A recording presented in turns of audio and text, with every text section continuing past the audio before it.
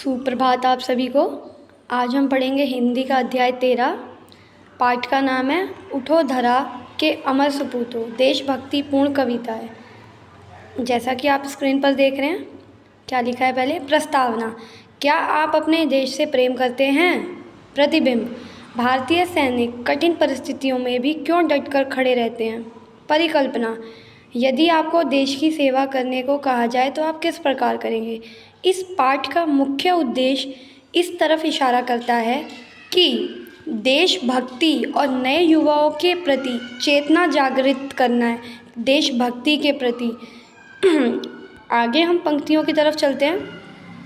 उठो धरा के अमर सपूतों, पुनः नया निर्माण करो। अर्थात उठो, धरा का मतलब होता है पृथ्वी, धरती। अमर सपूतों अर्थात जो मरकर भी जिंदा है, उन्हें नया निर्माण, नई चीज़ों का उदय, जन जन के जीवन में फिर से नई स्फूर्ति, नव प्राण भरो। नया प्रतः नई बात है, नई किरणें हैं, नई ज्योति, नई उमंग, नई तिरंगे, नई आशा, सांस नई। युग युग के मुरझे सुमनों में नई नई मुस्कान भरो।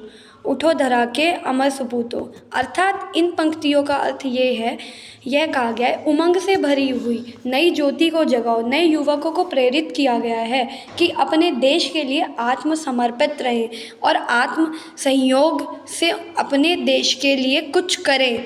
जो आज के समय में निराश हो जाते हैं किसी भी कार्य को करने से पहले, यह निराशा को हटाकर नई ज्योति प्रज्वलित करनी चाहिए। मन में एक विश्वास लाना चाहिए अपने राज्य और देश के प्रति कि हमें अपने राज्य और देश के लिए कुछ करना है।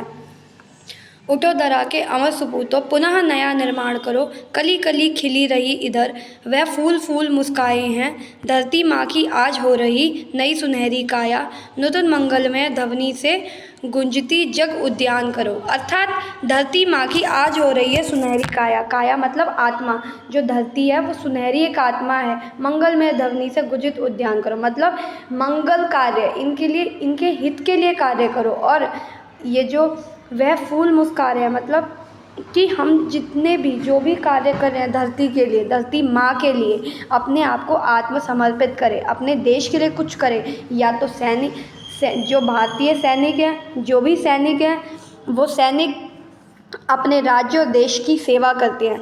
डॉक्टर जो एक इंसान को नया जीवन देते हैं। एक शिक्षिका जो एक मार्गदर्शक होती है, जो रास्ता दिखाती है हमें अपने राज्य और देश के लिए। नए युवकों को नई उम्मीद, नई चेतना के साथ यह सब अपने देश के लिए कुछ करना चाहिए। इस कविता से हमें यह शीर्षक मिलता है कि हमें अपने राज्य और देश के प्रति हमेशा आत्मसमर्पित रहना चाहिए। आगे की कविता हम अगली क्लास में करेंगे। आज के लिए इतना ही। धन्यवाद।